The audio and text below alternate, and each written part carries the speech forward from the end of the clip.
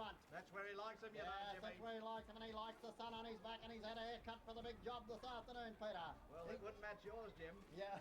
3 gone, 1 to go. Let's climb the mountain again, eh? Come on. Quarter by quarter, ball by ball. A game of footy's like building a house, isn't it? Brick by brick. Look, I could rant and rave.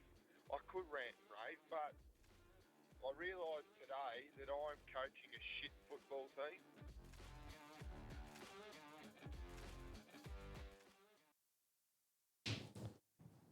All right, we are back for another episode of Bring Your Boots. We're at the Bencubbin Footy Club this week. 3.5 hours out of Perth, 4.5 hours when it's raining and every fuckwit wants to get on the freeway and slow it right up. But, it took me a little bit longer to get out here than what I wanted. But to be fair, I only missed a little bit of that, the Veterans game or the Masters game, so probably didn't miss too much. This week, got a little bit of a sponsor that I just need to say thank you to. So Western Turf and Garden effectively looks after ovals. So if your ovals needs a bit of a love, a little tickle up, get hold of Benny Stockdale at Western Turf and Garden, mate. In studio or not in change room, really. Again, I always say in studio, I have a habit. Sorry, boys. But yeah, we've got Michael Putt, president of the Bencubbin Footy Club. Legend, helped me out a heap today, just with the chats and stuff like that, letting me in and bringing me in. It's always weird. I don't want to be that weirdo that you come into a change room, every dickhead's like, who's this bloke? And I'm just that bad smell. So I appreciate you bringing me in for that one. It was also the first bloke to kick the goal today too for the Masters game. Yeah, right. Just make sure that mic's right in front of you. That's been brought up early. I was going to wait, but that's important information. Get it in. And then also with us is Brandon Matera, player coach of the Bencubbin Footy Club. Obviously played some AFL footy at the Gold Coast Suns and the Freo Footy Club, 144 games. I think this is what Yates is in here for. I've got a little bit of a story, Brandon. I just move that mic closer to you, mate, so you can hear. But yeah, we've actually met before. I'm not sure if you obviously don't remember. No. But I remember, mate. So yeah, there is a story behind it, mate, and I would have got absolutely tortured from my mates if I didn't tell this story. So 2008, you and me played on each other. You were playing in the State 16 squad. I was playing in the State Country Colts at East Freo Oval. Do you remember this game at all? Nah, I thought the game was at Claremont. Was that it? Or nah? Nah, this one. So, obviously a big impact. But, this game, State Country Colts versus State 16. So I roll out. I'm off the halfback flank. I see yourself. Sort of get told I'm playing on you. I'm thinking, this kid probably just got picked on his last name. Like, he's probably not that great. Like, I'm just, I thought I was the shit. So I went aggressive very early and rolled off, continued to roll off, got a spray at quarter time, continued to roll off, and I thought I did pretty good. So I ended the game, I reckon probably like 20, maybe 22 touches, and I got an absolute spray after the game because you had about 35 and kicked 6. There we go. Can't remember that one, though. You'd think you would with those stats. Mate. Well, I've followed your career closely because I reckon every game you played, I got a Snapchat or a text going, hey, here's your dad. That's what everyone There we go. So, yeah. Yep. Fish from out of footy ground. Yeah, I might have helped you get to the Gold Coast, mate. I'm not too sure. But, yeah, we had a game and, again, I've been reminded of that regularly, and even when the boys found out I was coming out here today, they said, you're going to interview your dad. I was like, I think he's actually coming straight on. So here we are. How good's that? Yeah, mate, pretty good. Mate, so first of all, we're at the Bencubbin Footy Club here for the Mukinbudin game today, but effectively what I try and do is tell the story of the footy club. So the first thing off the rank, obviously you get the bus out here every week, mate, and it's just something that, I'm not sure if you knew before you come out here, but talk me through like the bus trip, Brandon. Like, what time do you guys leave? How long does it take to get you here? Like all that sort of stuff. Logistically, mate, what's it look like on game day? Yeah, it's pretty great. The club put that on in my first year. Peter Champion is going through a little bit at the moment, but he'd pick us up at I think it was 9:30. I think back in the day, in my first year, and cruise out to 2J and we'd stop there for half an hour and get our lunch in the lolly shop. We'll stop in there and chill there for a little bit, and then you move on to Darren and then out to training and have a few stretches at each one, and then out to Bencubbin. But since my dad's taken over, he hates being late. So I think it's been brought forward from I think it's 8:30 now. I'm pretty sure we leave from the Como, but Jesus. I know. So he hates being late. He always tells a story when he was back in the day, and a bloke got a flat tire, and Mel Brown dropped him. Said, "You got to allow time. You got to allow time if you're going to have an accident or something. You still get to the game on time." So, but each week's different.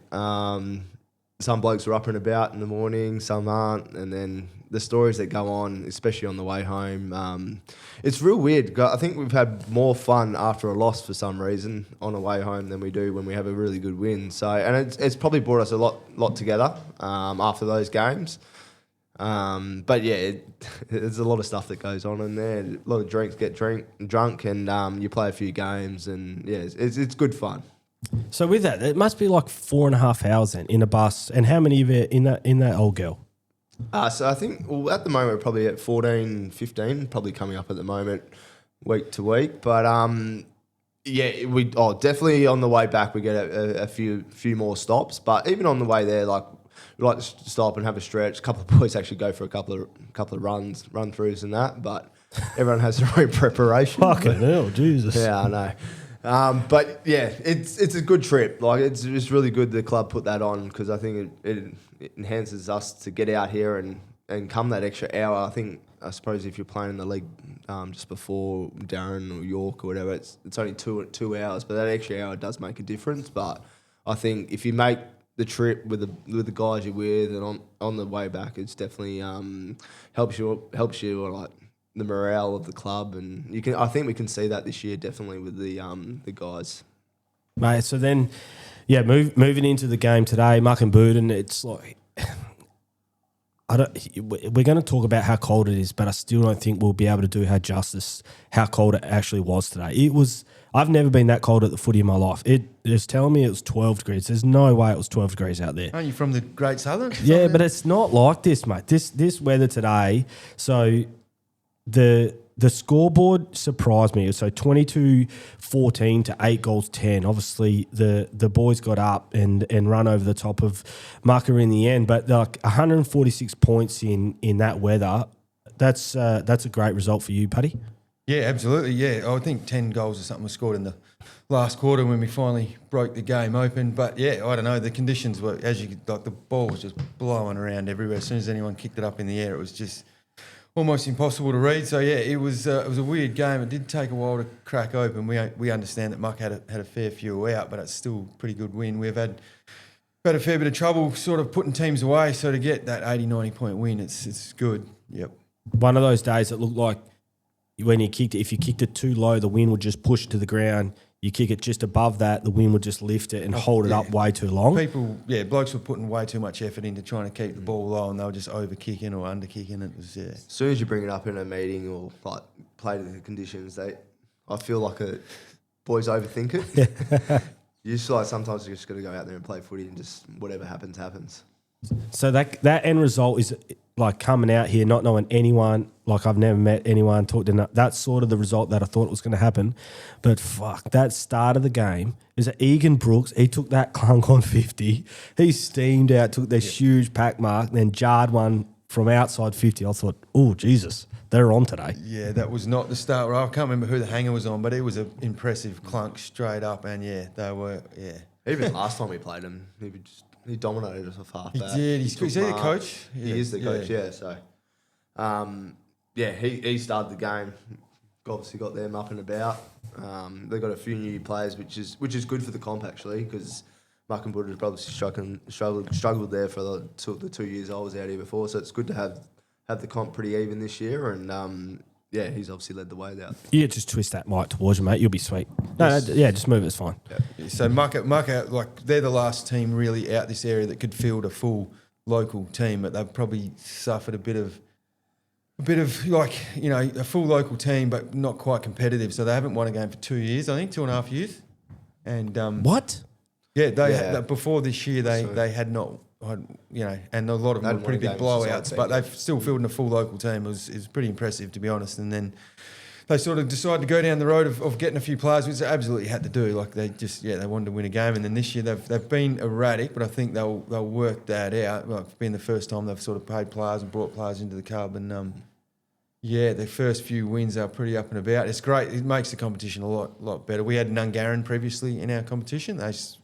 Similar thing. They mostly locals, and there was a fair few big sort of 30, 40 goal beltings, and it was just it's not a great look for the whole league.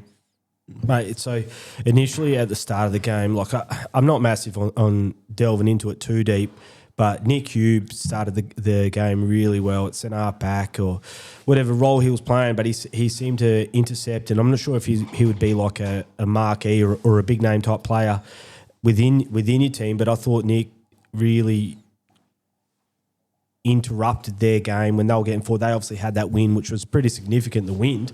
And I thought he played really well and sort of stopped them going forward a lot. Is Nick you one of your sort of better players? He's a good player. He's been around a while. He's probably been here.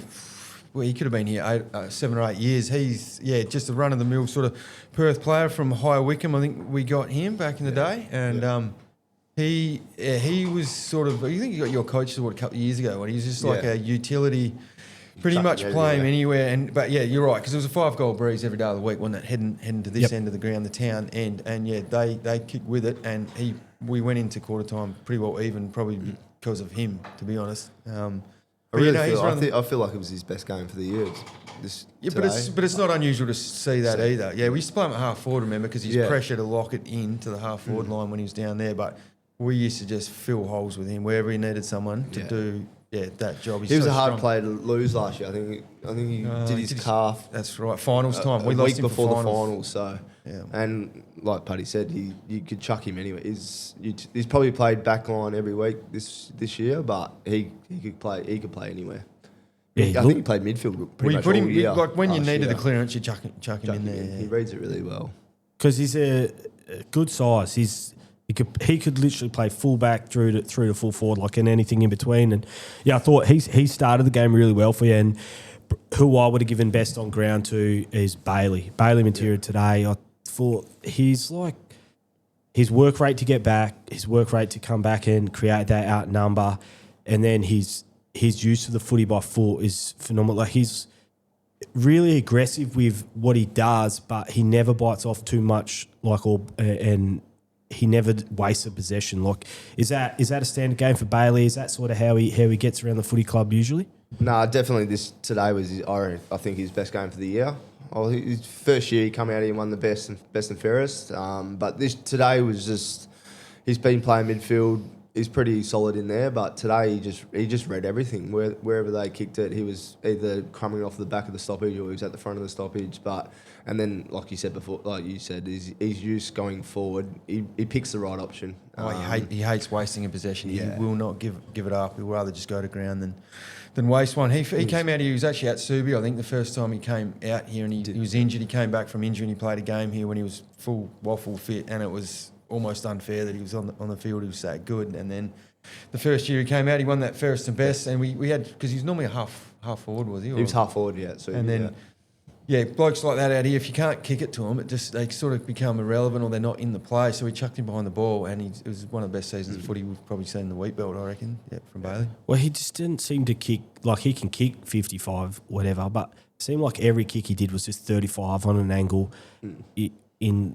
He never dumps down the line. Like everything was just looking bored. Hit a 45, and it really got you guys going. And because they got a little bit of a jump on you, and it looked a little bit more competitive till 3/4 time. But I thought the 10 goals at the end sort of was the cream on top, I guess. But I thought Bailey and the next fellow that I want to talk about, Brandon Rhodes, the Roadshow mate, thought they set the game up for you pretty well. Brandon, is he a local, is he? Or no, Rhodes is another connection you use. He's a schoolmate of yours, wasn't he? Yeah, Bailey. So Daniel Murphy, Chips.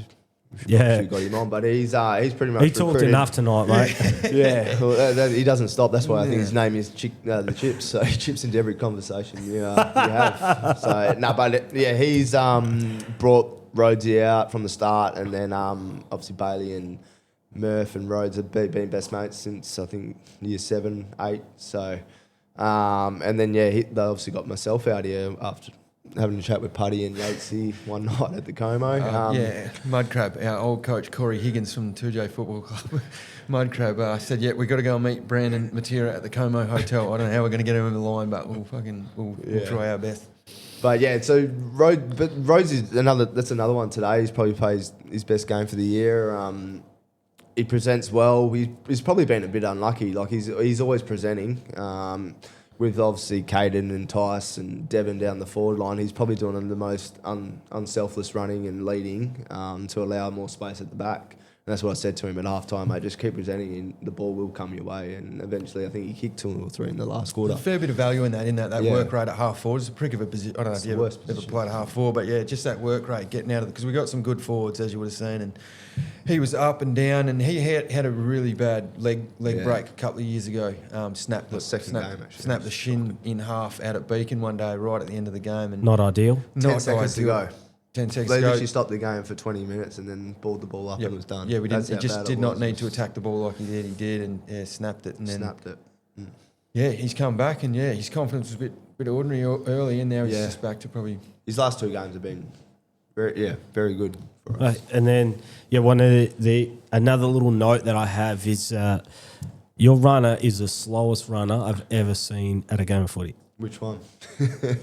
Tattoos, taller. Kane Beagley. I'm glad you brought that up. Oh, mate. What are you going to talk about? I'm usually the runner, but today he's in the most game. So. What's going on there?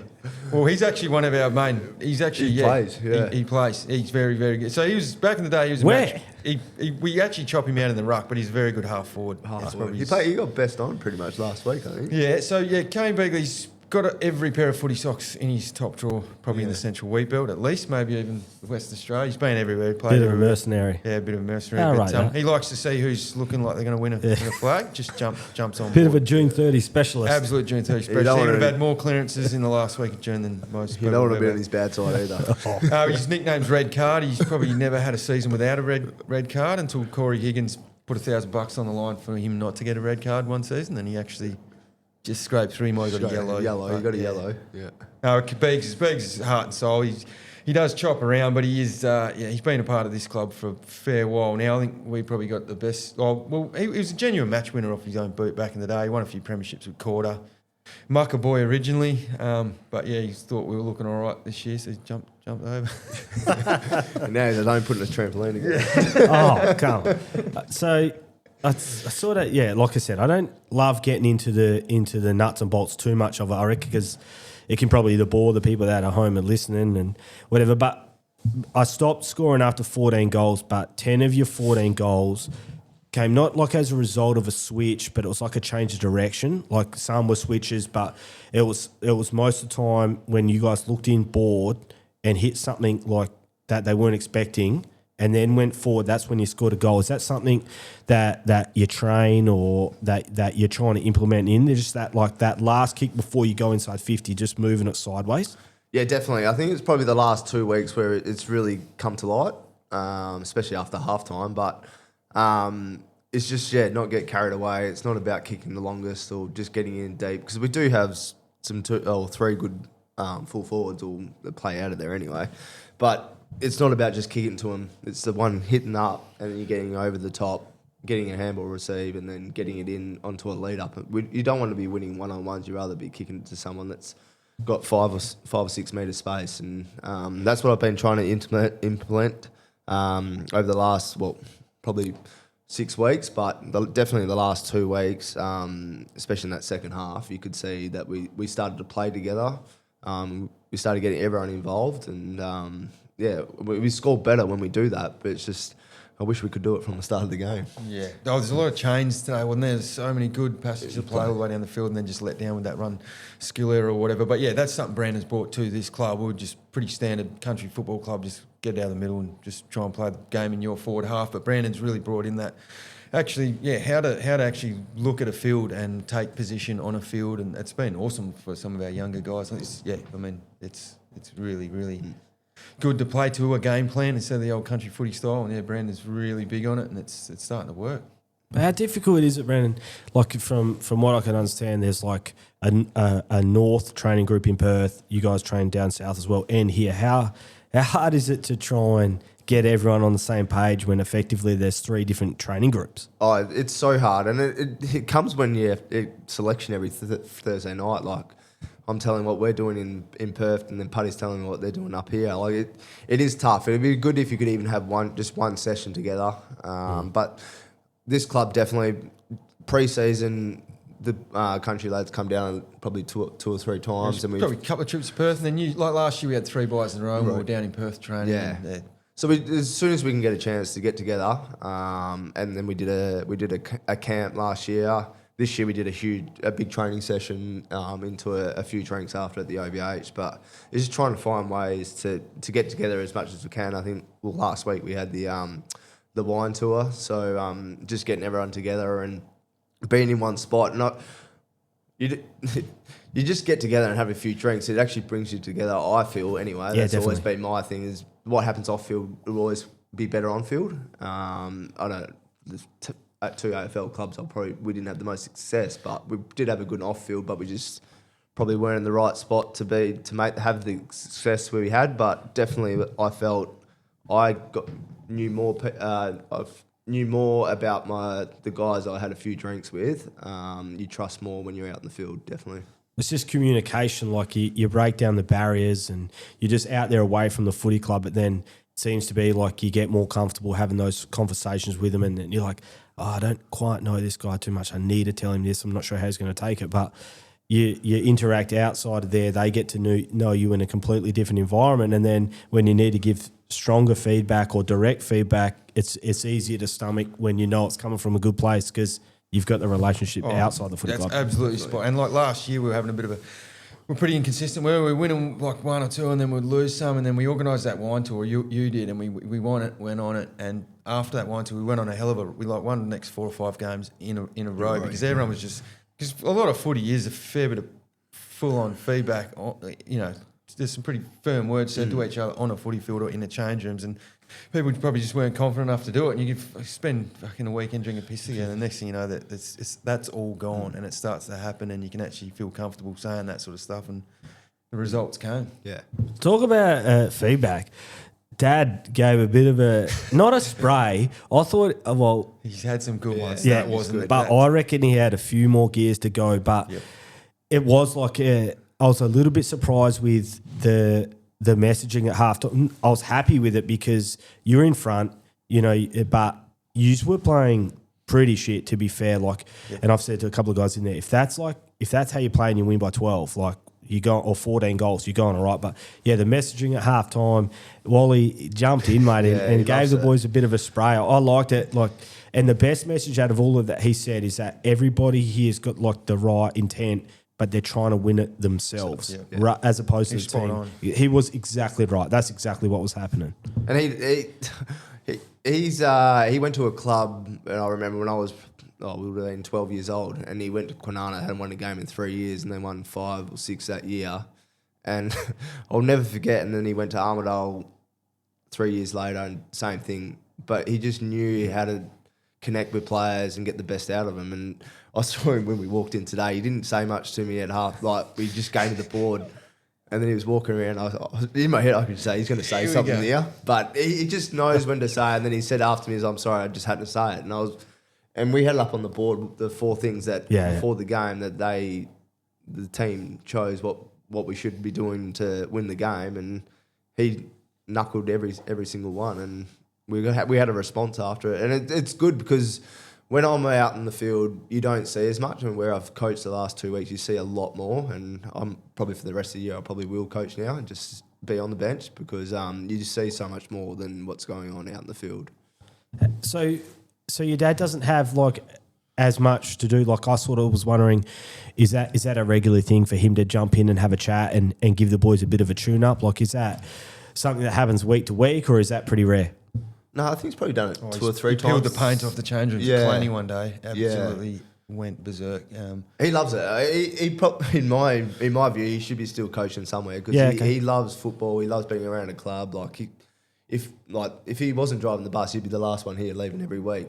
And that's why we've stayed up this week. Yeah, 'cause it hurts him so bad that keg's there and he can't drink out of it every week. But he should be. He sees the game very well, and he's been my number one critic through my whole career. Even the games that you think you're playing well, he'd be like, "Yeah, but did you do this?" And you're like, "Oh, yeah, you're right." But the best thing, he comes up to me and he talks about the country boys that are here, and he wants them playing. He goes, "You got to look after your club first. Forget what some of these blokes are talking about, because it can get a bit like that. Obviously, we're paying a lot of players come up because our local contingent is dwindled down to a pretty small amount. But Wally's the first bloke to back up your Jarvis Browns, your Matt Doherty's, your guys that are locals, and he just absolutely, he wants. He sees something that you wouldn't see, and he'd just tell them quietly, just do this, put your body this way. He just, and he's been good around the club. Oh, he has, yeah. Oh, absolutely. Definitely. And that's the most valuable thing. I think they really like when he does talk up, because he's pretty handy in the change rooms after a wind-up or something, and you're back here and it's 2 a.m, he's starting to tell stories about Fitzroy. That's West Coast Eagles. Mate, when I've told a few people are coming out here, the most common theme I got told is that Wally drives a bus. Yeah. Wally buys in, he's in more than anyone. He drives the bus out every weekend. The boys, they're not just coming out here like Brandon and Bailey aren't coming out here and just having a kick and going back. Everyone's like, nah, mate, they're in. Dad drives the bus out. He cannot wait to start this weekend. Oh, mate, he loves it. Yeah, that's what he's already had a few already but we'll get him on if you want. But even I think we have a Woody Shack, they call it, Bencubbin. Last 3 years I've been here, so they put on a pig on the spit, and we play up usually in Beacon and travel down after the game, and we all stay the night out at Woody's house, and he puts on a pig. But I think it was the first year, and a couple of the Mucker boys came out actually, and they said something to me like, I didn't think you'd be out here. I'm like, well, why wouldn't we? To me and my brother, it was two of, I can't remember what the names were, but it was like, in my head, I was like, why? Okay. Well, the first time, you remember when we tried to get you to play, we were just thinking cameo, get him for 3 games or 2 games, or just get him to the club for 1. We're at the Como. Our plan was, I said to Mud Crab, I'll just keep bringing beer here while you talk. And we'll see how we go. And you brought all the boys down, and we were just chatting away, and you just set up. I was like, we can't quite offer you your last contract, but it'll be all right. And then you said, I'll play 3. I'll be 3. And 2 years later, he's the only bloke that's played every single game for the club. So we've had a lot of ins and outs and people miss and injuries. There's only one bloke that's played every single game. There's just something different about it. They've welcomed me so much, and it's like the 2 hours of the week. Because I run my own business, I don't think about the stress of that, and I can come out here and just enjoy myself. They've never put any pressure on me, I have to do this or that. I don't know. It was the first. It's just been the best to come out here and now just to give back. I suppose it's the best. Yeah, I was wondering that, with that, 2 things. How you've obviously played at the highest level that there is.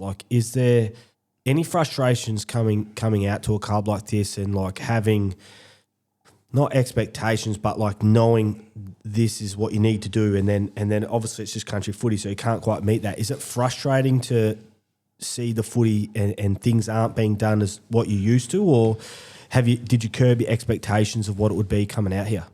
I definitely remember my first game. It was the worst game I've probably played for this club, just because I probably shouldn't say, but I played forward, and it was so hard to work out where to lead and stuff like that. And after that game, I think I played in the half. I think my first year I played back on the whole year. But after that game, I was like, I'm not playing like that ever again. I was that dirty on myself when I got home. I'll never forget it. And I don't think I've played a game exactly like that since I've been out here. But it was, since then, it's just been enjoy it, and I still get frustrated in the game today. Even a couple of guys after the game, I was like, I'm so sorry, I can't help myself, because I expect better from them. But they enjoy it, I think, but I don't know if it comes across like that. But that's probably why I'm better for sitting on the bench, because when I'm out on the ground, you just see something different, and it's just like, boys, just pick that up. Why don't you kick that one, or why don't you kick that way? But I really feel like it's grown me as a person anyway. It's definitely coaching. Like you see stuff so much different, and you have to learn how other people can take feedback and trying to tell guys what to do and listening, I suppose, as well. Which coming from where I was, it's like I see stuff different and what I've been taught from before. And then hearing from their feedback, it's like it's so different, and then you have to meet each other in the middle, and it's been really good like coming out here. Mate, in that first quarter, I genuinely couldn't believe how many times you got torched. Like I was first of all, I thought it's Brandon Matera. He's an AFL player. He's coming out here. They'll look to him because he's Brandon Matera. And then I was like, he's also the coach actually. So I was like, he's not just played that level, he's the coach. Mate, you got torched. Yeah, but that's the thing though. Like it's when you're in AFL, you're expected to see that, but you can't expect everyone to have the same vision or capabilities, I suppose. Because I always bring up, I suppose, Gary when some stuff he used to tell me, and like I'll never forget. There was one day we had a team meeting, and he's like paused the stoppage. And he's like asking Dave Solo, what are you thinking when you got the ball? And he's like, I haven't got the ball. And he goes, yeah, but you're going to get the ball. Who are you going to give it to? And we're like, but Gaz is already thinking that he's got the ball before it's even been thrown in because he knew where everyone was. You're just like, that's just completely different to what I was even thinking. But like, that's just, I don't know, it just goes down. But like now it's just, everyone's out there to have fun. We all want to win. As long as we get the win, and we're having fun, that's the main thing. Having a beer later. And then, Paddy, you've obviously got Brandon into the club, and it looks like, maybe not premierships or whatever. I don't want to get into that, but it looks like the club's set up for a period of success. Where's the club been at within the last 5 years, and then where do you see them going in the next 5 years? Yeah, last 5 years we've been a good team. We've bombed out in 3 prelims, is it? Two or three prelims in a row, and then in those prelim years we've beaten everyone in the comp. Yeah. Probably the only team to beat Kalani in the last 3 years, and still fallen short with. We've suffered badly from injuries. Yeah. We've limped over the line into prelims and played people injured or been short. And we almost went into a prelim like short. Actually, had to. You played one, yeah. I did play one. Yeah. Fucking hell. Yeah. Nah. The first year out here, I thought we had a good team. We did. We had an extremely good team. Braden Fimino, you brought him out from Subi Premiership player. But yeah, Claney have been the benchmark the last 3 years. It's funny, like it's who's got the best connections. It's pretty much down to that in Perth. But we like the morale, and it's probably the best I've ever seen the club at the moment. We've had some good times over the years, but I don't know. We feel like we should be. Will we clear a game at the top now? The boys the last 2 years, pretty hard conversations after the prelims in the change rooms. They want to keep going. They want to play in the grand final. So I mean, we are setting ourselves for that. But yeah, you just don't know. There's a lot of player movement. There's a lot of injuries. You don't quite know what you're going to get. We've also built a pretty big list this year, and like we had 5 of our probably walk-up starts out of today's game, which sounds like a lot. But Jack Richardson's, as you were talking about him before, he's a serious footballer. He's a full forward, roller midfielder. Can't play this finals. He's away for finals, but he did say he could fly back for the grand final if you needed. Make an exception. Maybe get the guys to fly back. And then a couple of your cousins are overseas. Sam Reynolds, big chipper. He's a huge centre half back. Yeah, really important player. When we're just a better team when he's standing at the back of the square. Is this the Kiwi fella? No, that's Willis Waringi. Yeah. Willis. I got told about him a few times from a few people. No, he's quickly become a crowd favourite. Yeah, didn't look like much. He rocked up with the first footy trainer. Didn't finish it. I don't think he finished it. Yeah, it's like, righto, he's the new recruit, and he'll easily win our best defender, I reckon, award by a mile. Never played backline in his life. I don't know how. But ever played footy? No, he played footy, but he's ruck and half forward, I think. Yeah, I can't remember what he said. I just chucked him back there because we were pretty. He was the tallest. Our backline's pretty small without Chipper Reynolds out there, so we'll give him a go in half back. And first game, it was like fuck. But yeah, going back to the club, like the premierships have been few and far between. So when was your last one? 2013. Yep. Yeah, right. 2013 was the last premiership. Played in a couple in between. 2012 we finished Underdogs too that year, wasn't it? Yeah, we finished fourth. This league had a history of you just got to finish top four. Obviously, 5-6 team league. Finish top four and see how you go. That year, I think no one had beaten Clanny. We finished top. I think we finished fourth, and we just scraped through. I remember clearly that morning thinking, So I got told today it was fourth. I just hope we don't and the grand finals in this league have historically been very close and really good finals. It's good too. They rotate as well, Yep. so it's never an advantage, which is good. Just been thinking, hopefully we don't make an absolute meal of this. And then, we came out and we won. And before, 2012 we finished on top, and I don't think we lost the game, and we got absolutely blown away by quarter in the grand final. Yeah, rocked up, already won it. That's the old story. It could always happen. Always happened. It was a small ground, and they just absolutely belted us. Like we didn't even stand a chance. We were just scratching our heads at 3/4 time. It was just going to be And then before that, you go back to we played a few in the mid 2000s, 01, 02. They were my first years home from school. We won them, and then then there was a big run from Beacon through the 90s, and I'm not too sure about the history before that, but they've been few and far between. Quarter had a good run for a while. I think they had 3 or 4 in a row. Kalani 3 in a row. But hopefully one's not far around the corner. What about with the league and given the player movements and stuff? Do the cards get shuffled at June 30 at all, or is it pretty set from the start of the year? Well, there'll be a few come in and out, I would imagine. I don't know. We're set. There's no one else coming into our team, but I imagine there'll be a bit floating around. I definitely are, or you would think, like if you were Mucker or Kalani, you'd be trying to like, not being arrogant, but like we've just beaten Mucker, so they'd be thinking they're sitting second, so you'd be trying to find. And I feel that between us, I feel that happened with Kalani last year when we beat them.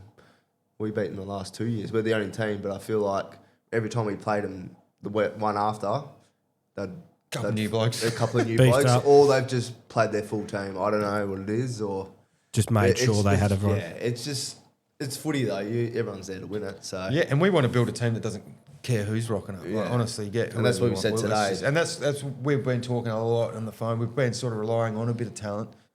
But you need to, if you want to win premierships, you need to just grind out gritty wins and just, throw another one at us. And we brought up Collingwood this year. Like, whoever's been out there, well, they had 5 out against Freo in Perth. Yep, still get a win. System, System. It is system over talent. The environment here at the club, like in that change rooms afterwards, you could all not like and. It's like you won a premiership, not like you're getting ahead of yourselves or anything like that. That's not what the vibe that I got from it. But it's like the love that everyone sort of had for one another, and you've got what do you play with 20? But there was 40 people in the change rooms, like and everyone was just happy for a win. Like I thought, these guys like love each other. You know what I mean? Like it's very very cohesive and everyone like sung the song. Yeah, not there's kids and shit. Not just said it like the little kids trying to snatch that coins out of their head, little bastards. The halftime lollies are gone. Yeah. But I thought. But that's something. So 5 or 6 years ago, I probably would have been a bit against how they carried on after that. But like now, it's just like this is how they want to. They just want to enjoy it, and they just like. And that was huge. Like that I said to you, Jesus, we didn't just win a premiership. We just won a game against Market during the season. But they just celebrate that hard, and we've spent a fair bit of time trying to cultivate that and getting life members and people into the change room. We want them full from wall to wall. Like the best time in a game of footy, honestly, is that half an hour and 45 minutes after a game of footy. There's no question about it. Most of the time out there, you're just busting your ass and you're swearing at each other and carrying on and trying to, and then come in and that's it. And we've worked really hard to get it to where it is. And I just love watching them enjoy it and just seeing it carry on. And the shit went on for ages, didn't it? It just kept going. And the fine session just was like, someone needs to wrap this up. We need to go into the fine session rolled on pretty quickly. But it was. I guess out of it was just fun. It was. That's what that half an hour. It just felt like fun. Yeah. And to be honest, like, shouldn't say this, but like even after our losses, after I'll have my chat or Putty has his chat, and we get into fines, it's complete like And that's how you want to build it as well. Yeah, like win, fuck, lose we or did- draw, what happens We in lost. years. Like fuck, we learn. You move on to the next Yeah. week. Let's have fine session. Everyone gets in there and we have a beer. And it's like I said, on the way home, when in a bus sometimes is our better times is when we've had a loss, and that's I feel like it takes us into the next week. But today was, I think it's the best buzz we've had in the club room for a long time, especially with the Masters and the guys coming in after. It was really good. It And- probably helped that the blokes that played Masters been drinking for a solid 2 hours. yeah, but it was good. Like it was loud today, and it was even if I wanted to try to say something, we didn't need to. It was, and that's the feeling I said to him I think it was at half time. I was like, after last week when we beat Beacon, how good was it after the rooms? Let's have that same feeling. Yep. Let's start believing that we can actually do this. And I think they've definitely responded the last 2 weeks. I don't know why it takes the half time to say something, but maybe we're a fitter team than what we have been before, and we can run out games. But the boys are starting to believe that we can do something this year. One of the things when I was watching that, it seems like an insignificant moment, but like the little kids that got in to sing that song, it's like just a moment probably for us. But I feel like when I was a kid at the footy club that I grew up in, I was involved in stuff like that, and that as a kid feels way bigger than what you think. Oh, and yeah. like that breeds this is what I want when I'm an adult. Like, I want to be in here playing for this team. And, like, there's that little rat pack of 4 or 5 kids that are charging around and stuff like that. Like, but to bring those kids in on the team song and stuff, I've never seen that really before. And I thought this is a trademark of a club that's, you know, putting things in place to have long-term success. And, like, those little rat bags, mate, like, they'll be coming back to the club in 10 years' putts. time or whatever like that. Yeah, the boys, Well, they absolutely love it, and they know that the lollies are available after half time when everyone's going back out, and that's just straight. But like Devon, like, you know, guy we play for Perth, played everywhere, played VFL, played for Peel. He was at an AFL club. Was he Richmond list maybe? Richmond, I don't know. I think. And then he brought his wife and kids up. And his kids were in the change room. So, and he's just like, I love this shit. This is unreal. And we've had blokes that have played country Victorian footy come over. The first thing they say is, can we bring the kids in? Because I mean, in my day, like, the only time I went to change rooms, I was trying to get me $10 for running boundary or doing scoreboard or whatever. And you got ashed on and shit, the cigarettes going in your eye, and there was old blokes in there, and it was a bit hectic. if you're even allowed in. If you're allowed in, Yeah. but it's usually you were shitting yourself outside trying to get you $10 or whatever. But yeah, they come in the footy train. They're all standing behind the goals trying to catch bombs that people are kicking, and we've decided that's the route we got to go down. We had a combined juniors game here today, so all the towns crossed over, brought them in, and yeah, because that's one thing that it's like as the numbers dwindle, the juniors is falling off. Some weeks it's like you got the tiny little kids, and then you got kids that are 14 or 15, and you're trying to mix them together to try and have some sort of Fun. sort of run. So it is hard. While we're on that, then what's like, I sort of felt like I was across like the country footy landscape and stuff like that. But in doing this, one of the things, crack in, mate. One of the things that I've noticed, buddy, is how different each league is with their juniors. Like, so if you're 10 years old in Bencubbin, what's your next 8 years of footy look like? Do you have to leave? Can you play? Like, how does that look? So there's a district high school at Mukinbudin, but if you go there and you're going to play for Benny or Muck or one of the teams, you're going to have to try and mix in on days. We have a bigger kids game, but there's not that many of them. So yeah, like for my boys, they're footy mad. They absolutely love it. We'll probably just have to look at travelling to the Mortlock or the Avon or something like that. I think Calabarin have got a pretty good Friday night thing, because as we grew up, the same thing. We never really played same age footy when we were I went to Mucka District High School till 15, and then you go away to boarding school, and you get there and there's kids that have been playing for 3 years, 20 on the field, all the same age, all the same size, and you're just so far behind the 8 ball. So yeah, I think we'll just keep the juniors going as long as we can here, obviously, and then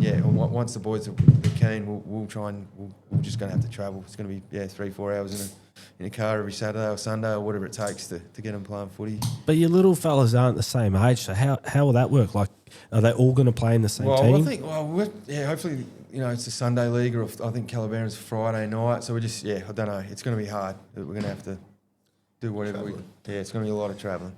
You hear it though with the guys that get drafted from the AFL. There's parents always have to put in the hard yards, I suppose, and my parents did the same thing. So, right. So, one of the favourite sort of talks that I have, I come in and I always try and look at the honour board and stuff like that. So, what I don't know. You guys are 100 years old, so it's kind of hard to figure out who the best ever is from your team. And looking at the honour boards there's probably only two that I can see. I'll hold my judgment. But Putty, who do you reckon is in the last 30 to 40 years is like the best player to come out of Bencubbin or play for Bencubbin? Pretty easy for me. It'd be Linton Beagley, Bozo. He was our captain for probably the best part of 10, 15 years. Last bloke to win a Jeffreys medal, which is our league medal. The Beagley medal was named after the Beagley family. He probably should have won half a dozen of them, but he was just rated so highly, like he had to have an exceptional game to get votes. And he played Masters age 50, and he was probably best on ground in the Masters as well. Like easily one of the best footballers I've ever played. When that back in the early 2000s, like we had some really good footballers coming out from Perth. A couple of guys had won like A-grade amateur medals, and they played with Bozo and just said, mate, this guy could have had a huge waffle career. Pretty undersized, but it didn't matter. The amount he got knocked around and just consistently over a long period of time, he's easily best player. So then, who's Jay Beagley to him? John Beagley in the 70s. There, that's won, his father. Dad. Okay, so he won 5 best and fairest here for the club. Yep, that's John Beagley. He was here today. He's a life member. Yep, Johnny. Yep, no, he was here every week actually. He's here every week. Yeah, he follows Bencubbin Football Club. He would have been in the rooms after the game. Yep. He's literally in the room. He won't be far away from that kegerator, is he? But he was actually already halfway through a pint when we walked in. I was like, fuck. He can't believe these ice baths. He just doesn't understand it. Why would you even do that? But he's got some awesome stories about when they back in the day when they played at Burralamming, which is just a cleared bit of dirt. And they used to, if you wanted a shower, it was one at a time. One bloke had to pump water on top of the other guy, and then you dry yourself, go around, you fucking pump. So it's good. It's awesome to have those guys around. But the Beagley medal is named after 4 brothers, 4 Beagleys played in the same team back in probably the 60s or 70s. For Bencubbin. For Bencubbin. So it was 50 years of the Beagley medal. Did you win that one, or was that Bailey? Yeah, both of us did. Yeah. The Beagley family's massive part of the Bencubbin Football Club, and Linton or Bozo, probably easily one of the best. Rob Brakel, another one. He won a Jeffreys medal before that. He went down to East Perth back in the day, probably in the late 80s, early 90s, when the waffle was pretty full on. Seriously good footballer from here. And there's been a half a dozen others, but those two are the What about, he was in here earlier, Luke Yates, won 3. Yates, he was All-Star in 2011. Yep, he could have been anything. He's he did 3 knees, I think. Yeah, he was telling me today, because I was watching a thing actually last time they won, Bencubbin won the flag. Yep. He kicked 3 and done a knee. Kicked 3, he didn't have an ACL in that game. There was never... So Bozo's longevity, that's why I gave it to him, just his longevity over, 25 years. But Luke Yates, as far as a teammate and someone that can just drag a team over the line and do whatever was required, his passion, he's still so heavily involved. We probably should get him back in here tonight. He's a phenomenal bloke to have around a footy club. He's been good. He's been good. He couldn't hit the side of this building with a 15-metre pass. That was probably his biggest letdown. He could have played any. And Ben Yates, his brother, was... Yeah. That was my first year too. He was like a centre-half back that read the play like no one else. He played on Casey Green that year. We won the grand final in 2013 and towered him up. And Luke Yates moved like a cat in a hot tin roof, and Ben was just casual and read the play and fucking, it was unbelievable. Poor Benny, that was like my 3rd game. Just... Yep. Yeah, he broke his ankle. Dislocated his ankle. Dislocated, broke. That was the end of that. Annihilated it. Yep. He won't. He said because I thought he would get out there today. But he's like, I can't do it again. Far out. But we got told he can. Yeah. So Yates is definitely in the conversation. Just his ability to drag a team over the line was second to none. And Tyson Rawlings, who played today, he was another good footballer. Spent a bit of time at West Perth, been huge for the club over the years. Finally come back when we won a few games. So. It took a bit of convincing, didn't he? Got a sniff, did he? Yeah, another bloke that got a sniff. What about in the change rooms here, like before the game, half time and stuff like that, Brandon? Does it make your role as coach a little bit easier with how many cool and calm heads there are. Like there's all the. It's not like the chat in here from all the bad boys aren't like, fucking let's hit him and let's go a bit harder. It was like really all the directions were precise. We need to do this when we get in this position. Let's do this. Does that make your job a bit easier with how many good blokes there are here?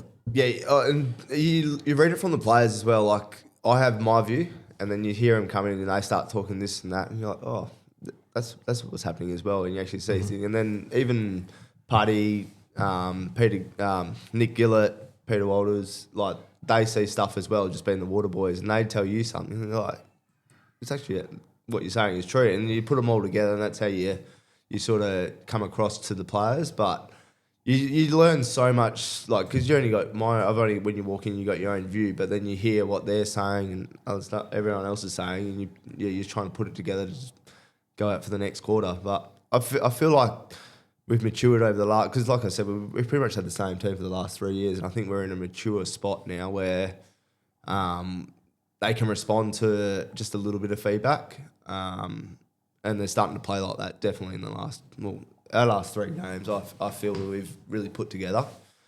Probably not the first half, but the second half. Yeah, we still haven't had a complete game. Game, but they're responding to, you wouldn't say criticism, but like feedback or.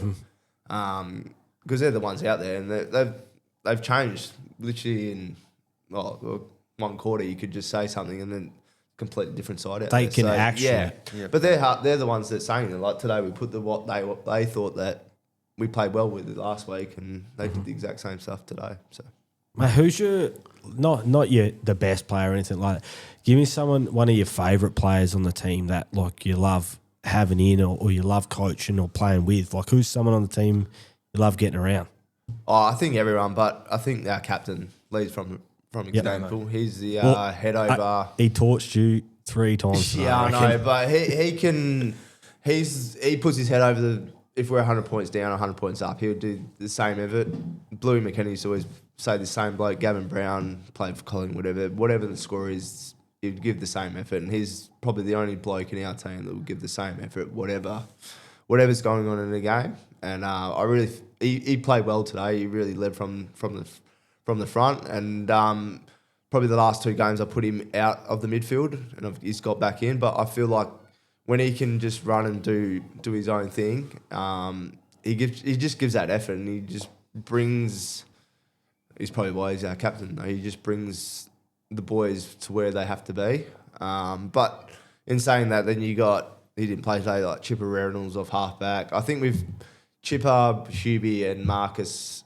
They've played the last 3 years off back line. Like that's our leadership down there. And then we've got like either myself, Bailey, or Damo in the midfield, and then in the forward line, I think obviously Tyson, Caden bring quite a bit, and probably Patat is probably another one that steps up and speak. He actually speaks quite a bit in the change room. So, and I think that's where I said we're a very mature group, definitely this year, where I don't think they would have spoke up as much as they would have my first 2 years, and it makes my job a lot easier because before I even have to say something, they're already speaking about what they see, and it's like, fuck, why aren't we doing that then? Yeah. Like, just do it. Yeah, they're already saying it. That last quarter was really good, and I agree. The captain, I thought he had a fella, Liam Smith, messaged me and said, watch him, he's like a proper gun, he's small, he plays a bit bigger, he'll go big today.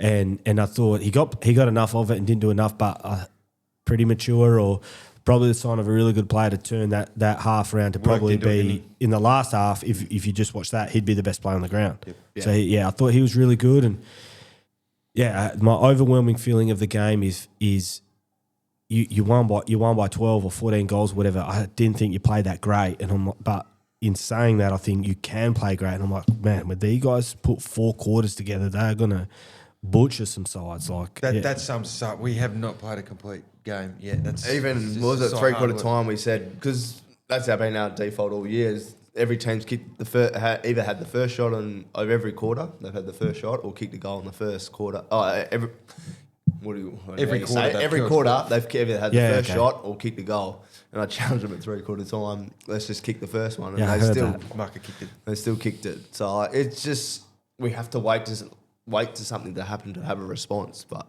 until we can change that, I think we can be complete. I hope we can, but we still got stuff to improve on, and which is good. It's all part of it. Every footy club has its issues and has its thing, but as a footy club, buddy, what's if you could ask the WA Country Footy for something to help you out with, like what's the one thing the club needs to ensure it's successful, like moving forward, like is it?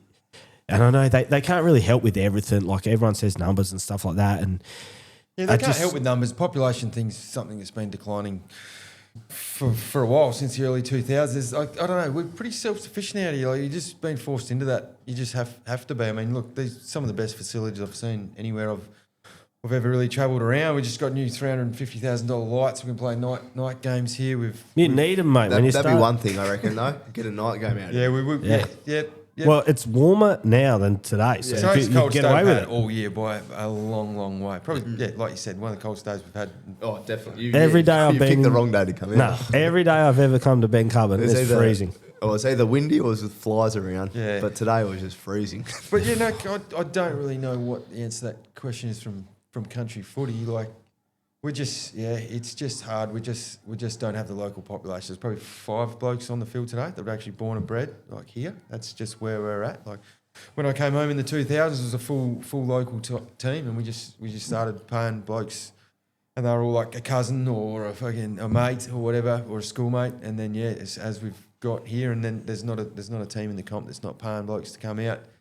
They mucked around with the salary cap a couple of years, or was it last year?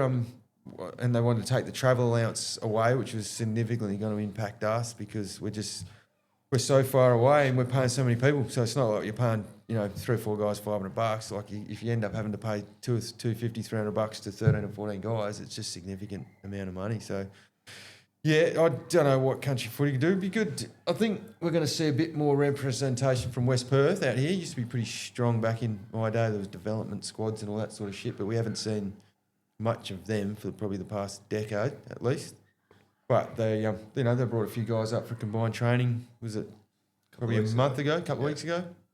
And they sound like they're pretty interested in getting back out here and getting hold of some of the juniors and getting some sort of development squads and training. So we'd love that. That'd be awesome. A bit more communication with the waffle clubs. Weird, because that's similar to when I spoke to the fellas from Hyden. That's exactly what they said. Country footy's fine, like what they need, country footy can't provide anyway. But the representation from West Perth and the buy-in from West Perth hasn't been where they wanted it, and to hear it from you as well, it's interesting. I don't know if anyone said anything.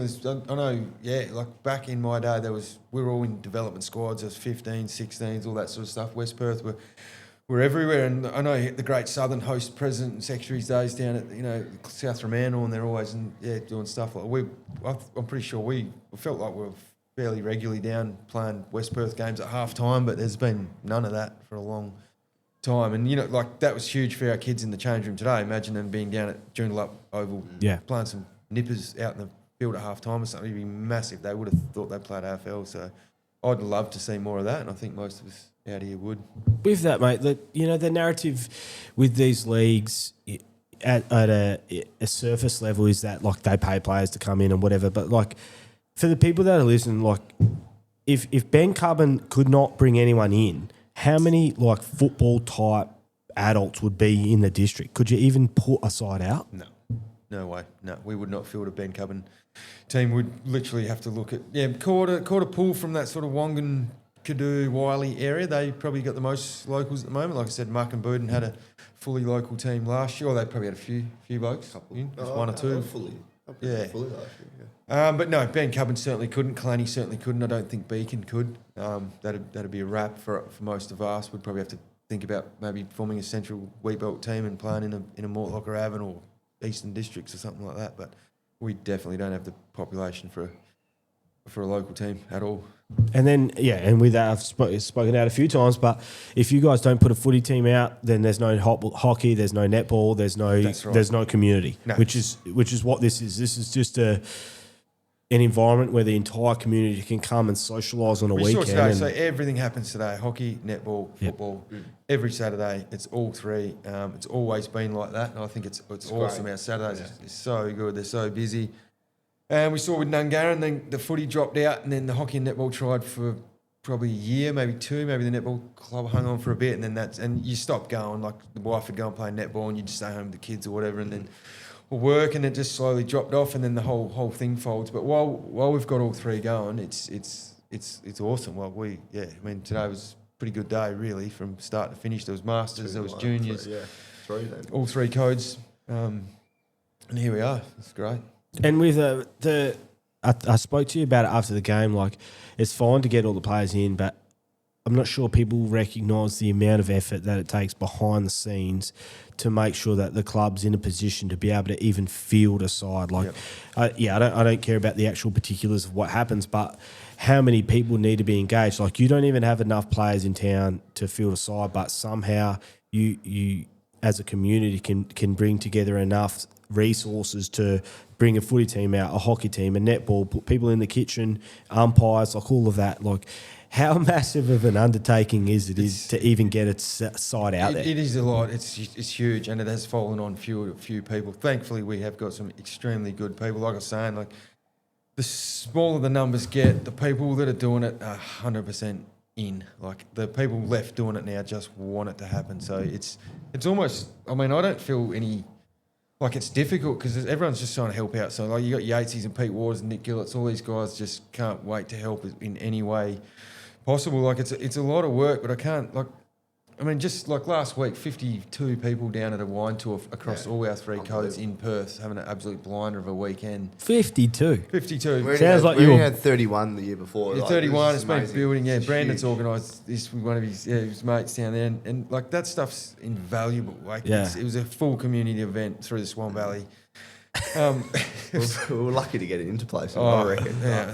Mate, what... But that's just what I've noticed since I've been out. This club is, and I always say it to the boys up, we're the best off-field club, I feel, in the league.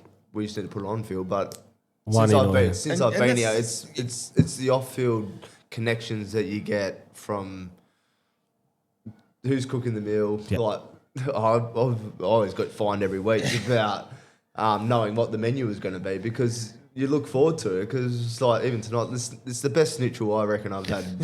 Yeah. But it's just like the people there, the hockey girls. They're working hard behind that thing. It is, and this club is just so close. It's probably what we haven't had that much success, but we haven't put a lot of pressure. Like, we value what we're doing, what you saw was what we value more than the success. And the theory is the success will come. It will with the fun. So we're hoping that actually does happen. But it's invaluable, and you got to keep going till the death. We can't really let this fall over. It's just too important, and it's just it's a good wants club, to be very good club. Well, it's obviously that mental health round, and my missus tuned me because I said in the last one, I'm not sure what these rounds do, but I feel like the clubs are already doing what mental health round is for. Like, the club's already putting things in place for people to come and socialise and do all that. They're almost like doing things so it never gets to that stage. You know what I mean? Like, and one of my things, what happens if the Bencubbin Footy Club doesn't exist? Like, that's when mental health deteriorates, because people don't have that social outlet and stuff like that. And seeing things like tonight, how packed it is inside there, and how loud it is, and no one would shut up during presentations because everyone's having a chat and a beer and having the time of their life. And she's alive and well, the Bencubbin Footy Club, eh? Yeah, it absolutely is, and it's probably as alive as it's ever been. And we don't have a pub anymore. We've got a sports club up there, and there's no shop, but like, this is one thing that everyone comes in to do, and everyone wants to help out, and it's pretty pleasing, to be honest, actually, when you're in this position, and you shit yourself because you think, fuck, is it? Sometimes you do wonder if it's worth keeping going with the amount of work and the amount of money that people actually put in, and the small amount of volunteers it is getting down to. But you just, nights like this and last week, and having Brandon up here, and it just all adds up, and it just think, it's worth doing. Even you mentioned, like, just bring it back to Damo, but like you said after the game, he put the lines out in the field 8 o'clock last night in pissing down rain. Like, fuck, who would do that? Like, if you were playing in, like, you shouldn't say it, but in Perth, like, fuck, It means so much to him, and that's why you want to. Yeah, so if we have to keep it going for the last bloke standing, then we will. Like it's worth it, I think. But if he wouldn't do it, it'd be someone here that just rocked out and like that's what this footy club's about, I think. And one of the things, like, because I love country footy and I know what these clubs are like. Like, I guess something that I like highlighting is that what Bencubbin Footy is doing matters. You know, like the effort that everyone's putting in to get a side out there, to get the oval mark. Like Bencubbin's doing that, Mucker's doing that, like Quarter, like everyone in the country footy. Sometimes I wonder if people are like, fuck, is this worth it? Like, I'm grinding for a 2-hour footy game every single weekend. Like, is this, because everyone's got a life, everyone's got other stuff going on. But yeah, this does matter. What everyone does to keep this club afloat matters, because I just don't think you could ever measure the impact of this club going away. Like, it would be catastrophic to the community. I think you're right. Yeah, I think you're absolutely right, and it would be for all the small towns out here, and everyone's doing the same thing. And that's why probably some of the rivalries have sort of disappeared a bit compared to back in the day, because we understand how hard You all need the clubs each are other. working. Yeah, and not nowadays. All the kids went to boarding school together. They probably did apprenticeships together. They all know each other. Social groups are pretty small. They're probably in the same farming group. So. Well, those early 2000s and 90s when it was you were going to another town to, take them on. It was on. It's not like that anymore. And we appreciate how hard the other clubs in the Wheatbelt are working. And, to Mucker's credit, not winning the game for 2 years, they've just gone out, got some players, starting to go. Now it's competitive. We don't know who's going to win this comp at all. Like the top. Quarter beat Kalani today, It's awesome. I've got no idea. Yeah. I think I know. You can't say it. I think I know. Nah, It's it's never over to the fact. Like we said, I thought we were going to win it my first year out here. Yeah, so do I. It can change that quick. Right, do you guys, so I don't know if you have a canteen duty, but I asked her at Hyde and who's the canteen duty dodger? Is there any roles that you give out in the club that you have a little rat that wants to sneak away? Like what's a role Kane that Begley. what 100%. role? Yeah, But what's every the role, job? whatever role, anything. Okay. Yep. Put his hand up to run today was amazing. Well, It's only because I couldn't actually even move. even the beers in the change rooms after, what does he say? Yep. You don't have to pay. Yeah, okay. So the subscription model to the keg over here is $50 up front. There's a few blokes that haven't paid. Your brother's probably the worst one for that. He just paid his subs. Yeah. Literally just paid his subs last week. We can pay him out for the last 5 years now. There's a few. He'd Begley be up the top, but we're getting down to that. Fewer people. Like Damo will do every job possible. He will mark the oval. He's probably behind the bar. Right We've now. given him his job. I want who's right. like the opposite of him. Then that's who I want to know. One name. Okay, Begley. Yep. Okay. The walker. Yeah, he's the not a walker. runner. He's a Yep. walker. Yeah, He sent me a text saying pump me up in the podcast. He literally sent me that. Mate, I'd say, that's how. But saying that, he's selfless because he was playing today, and I messaged him He just yesterday. said, make sure you mention my skills. I said to him yesterday, I was like, mate, I haven't played for 5 weeks. I wouldn't mind having a game. I did put his hand up to sit out today. Yeah, that's what I mean. So like, that's where our club's come to. Yeah. Kane did it this week. Chipper Murphy did it the week before. Like, we've gone from having 17 available and trying to find 2 to, I think the last 3 weeks we've had 24 maybe available, and we've had to make hard calls. Well, you ring me and make me make them. Yeah, but it's just it is though. Like it's so hard because we're in a spot now where everyone wants to play, but for the first half of the year I didn't want to I didn't want to play this pretty much this year. It was just I'm happy to coach, but. And until you get itchy feet, I started like this week. I was like, "Beast, give me one game." Till you probably get Mark of the Week if they gave that award out. That thing. Did you flush that? You reckon? Is that what you were trying to do? What were you doing with that for? Because the bloke was about to tackle me, and then the guy. So you've socketed it, haven't you? And Yeah, I've it's put gone my up foot in out, the and it's air gone and up in you've the air, and it's just sat perfectly. But Shane reckons it's definitely a mark. You guys didn't touch the ground, and you controlled it. So Yeah. like, okay. The whistle blew, mate. So Yeah. in saying that, now that I think about it, not to pump your tyres up too much, but you probably got tackle of the day when you got old mate out here. Like that was He bounced off me though, and I think it was the surprise of him going backwards. Like, you got him. Then you probably get goal of the day and mark of the day. goal of the day was very lucky. I was actually trying to hit my cousin up, Caden, and That looked This like thing about just ran like in. There was 2 little bounces out of the pitching middle. wedge, mate. You just hit little pitching wedge it from was. 70. And It was pretty funny because Cody was like, after he's like, "What were you telling me?" I was like, "They're gonna hit it to you," yeah. because I knew that he was hitting it to my way, but I thought he was going the plus hit. And I kept walking out. I was like, I spoke to the guy after. He goes, "You got me so good." And I was like, "Well, I knew they were going to you, so I was like, I'm going to take you as far away from the circle." Yeah. And then I was like, as long as I get there first, I'll get it. But yeah, he was pretty good. Though I don't know what number he was, but he was. I said to him after the game, he had a really good game. That guy in the midfield, he was the tan bloke. He was the most tan bloke out there. But he's not hard. Yeah, he was. He played a really good game for them today. I think his name was Tom. Actually, I don't know. Their number 4, their captain was pretty good. Jackie took the hang. Yeah, but he was good. Eden was good, but I thought Tom was their bull inside. And that's what I said to all the boys. I was like, they're only going to one player down in the midfield, and that's him. Every stoppage, he was the go-to guy. But yeah. Well, and the other question that I have, I think one of my cameras has died, whatever. The biggest pest in the change rooms, yeah, whatever. It is what it is, mate. It's not the most polished thing, but yeah, in your change rooms, who's the biggest pest, and why is it Cody Margoni? I think you see. I answered that, mate. Yeah. It's a standard question. I'll put it in there. I knew at halftime. Yep. Yeah. You would have known when they got off the bus who the worst bloke in the team is. The hair. Yeah. No, he's a ripping fella, but he's a pest. He'll be here for 10 years though. That's the thing though. He won't be leaving. Like he was playing. I think he played at Swan Districts last year. He was, and we couldn't get him out. Not saying we couldn't get him out. He actually got picked. He was the emergency of the first couple of games, and he played, and then he started getting the game, and he ended up choosing Bencubbin over Swan Districts, and that's pretty big for 18-year-old kid that potentially could be on the road. He's to got get some drafted. talent, hasn't he? I don't know if he does have some talent. He's absolutely the most annoying bloke you ever. Are you making a team of the year, like a pest team? No, awesome. not a pest. You should make a pest team and put them all in a change room together and just. Mate, it could explode. It could. But it's like the bloke. He seems like you not that you can't live with, but you can't live without either. We love him. Like he's the barometer. Like he gets the change rooms up and about. Like the crowd was going nuts for him. Even a game last year, we played Calam. We got beat by 130 points, and we were playing with 13 players, I think, on a Wednesday, and he brought 5 players out. Like it was just like we need to play, and he brought 5 players. One bloke got knocked out in the first minute of the game. One did a hamstring, one got knocked out instantly. And, but like it was, welcome he's just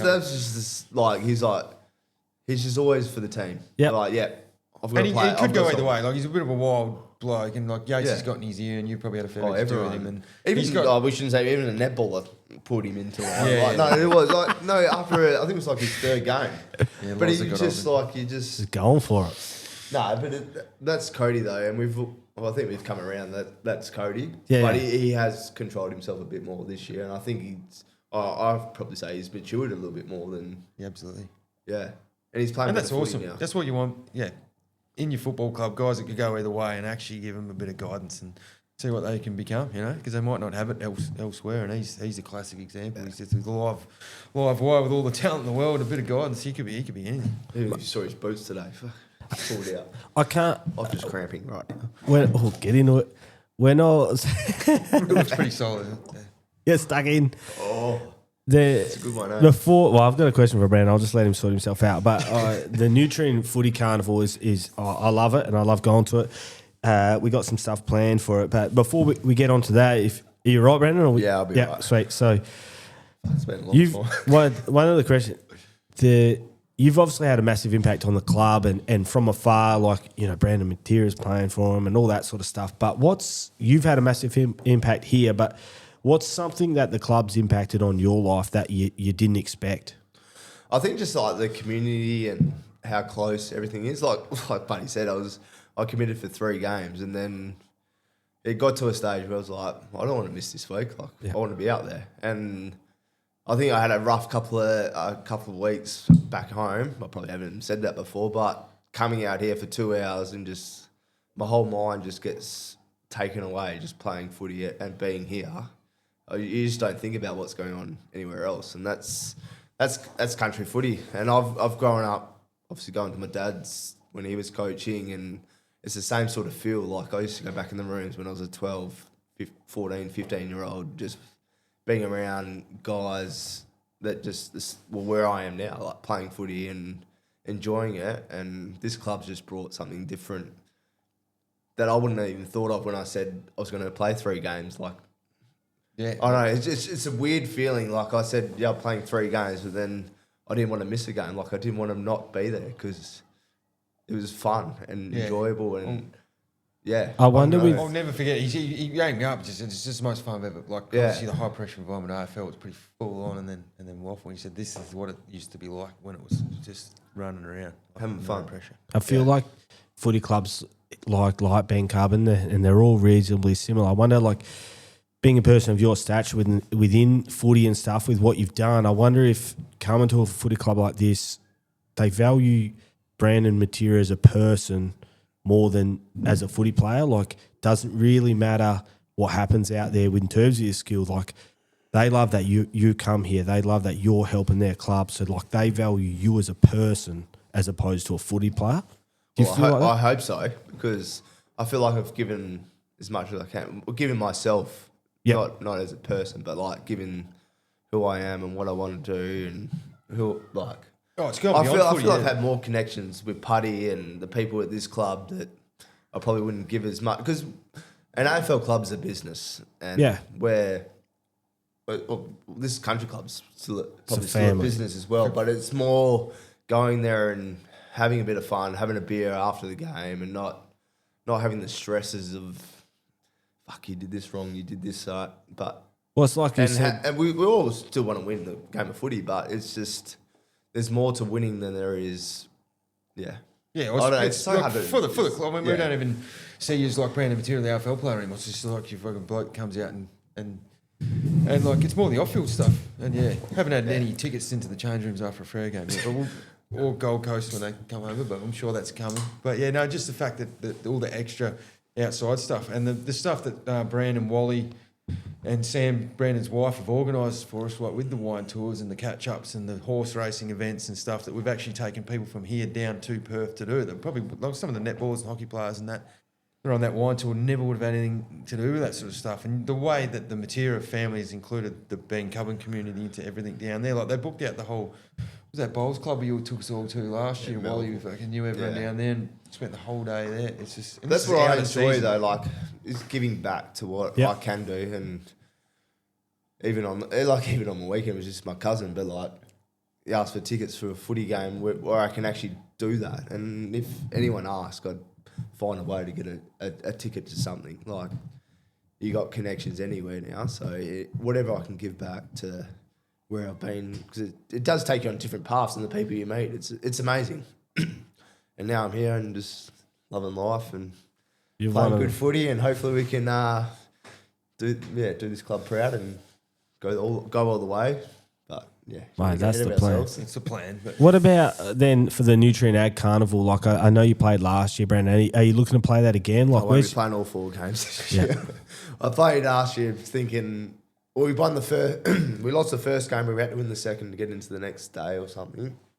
It was Blake that was coaching. yeah. And he got me over the line for the next day, but we had too many beers the Friday night. It's a tough one, isn't it? It's a big commitment to the boys. Like, it crippled our team last year. We lost 4 players that last year. We did. Your fair investment into your season, and then next thing you know, I mean, I loved Country as much as anyone, and I highly recommend you go down, because I mean, it's good. It's the best it is. But last year was brutal. It cost us last year, I think. But it's good fun. Like, it's like Putty said, like when we step on that line out there, like every footy game you play, you want to win, you hate everyone. But as soon as you get off the ground, especially mucker like today, like would have been half of the team, probably more than half the team in our rooms today, and it's good. Like, that's what you want to see. Like, you want to play the game, come off, have a beer with each other, and that's what footy should be all about. Everyone's in the same boat out here, eh? It is. And when you go to the country way, you're playing with the guys you play with every week, and it's a good opportunity to get to know each other and learn a bit more about, I don't know, what their values are and what they're going to do. And you're all coming from the same spot, so you're playing against other countries where... It's awesome, mate. Yeah. It's good fun. It's really good fun. And Dad, when I spoke to them the first year, and they asked, and I was like, fuck, it's a week off, how good is this? But Dad was like, you got to play. And it was the best fun. It was actually so much fun. And like, your dad just seems like a ripper, mate. Like, he's not like over footy, is he? He still loves footy. Nah. I reckon if Putty asked to coach next year, he would coach. He would. No, he would. I'm telling you. He But I would've played reckon if you asked him to Masters, run Yeah, water, he runs No, water. He was pissed off that last week we were up here and he's like, the Masters game's next week. He goes, well, fuck, you should have given me 3-4 weeks notice. I would have played. That's the way he is. He wants to give back, and he I reckon he probably been driving the bus for, 2 or 3 years now. He loves it. Lives and breathes it. He'll eh? be He still looks in like. there drinking. He will be, yeah. Well, speaking about that, I reckon that wraps us up, boys. There's about an hour and a half of having a chat. Really appreciate your time. Thanks for having me out here. I know it's the after the game ones are a little bit harder. They're better for me in terms of coming and being able to have a watch of the game and a few things to talk about, see what's fully going on with the club. But I know I'm dragging you out after Prezos or in between or whatever. So, yeah, Brandon Putty, I really appreciate your time, guys. Thanks for giving me everything, and hopefully the season goes well for you. Thanks very Cheers, much mate. for coming out. Appreciate Appreciate that. Chose a good week. Yeah, no, fuck, it was cold. Done. Cheers, boys. Out.